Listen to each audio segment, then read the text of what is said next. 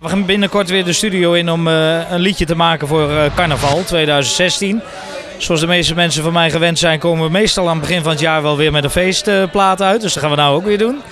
En 5 maart ga ik mijn tweede live concert geven. Daar zijn we ook heel druk mee bezig. Repeteren met de band. En dat zal weer plaatsvinden in Kampen. Dat heb ik vorig jaar voor de eerste keer gedaan. Was uitverkocht. En we hopen er weer een hele geslaagde tweede editie van te maken. En ja, dat zijn dingen... Wat een kroon is op je werk, zeg ik altijd. Nou ja, dromen en wensen zullen er altijd zijn, denk ik. En ik heb ook altijd gezegd, het magische Ahoy...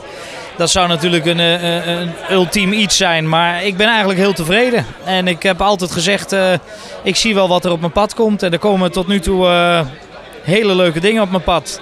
En ja, wie weet ooit nog eens een keer een leuk duet. Dat zou al een heel voornaam iets zijn. En ja, voor de rest, ik bekijk het altijd van dag tot dag. Ik ben niet zo iemand die zegt van nou, ik wil binnen 2 jaar dit bereikt hebben of dat bereikt hebben. Ik geniet juist lekker van elke dag en ieder weekend dat ik dit werk mag doen.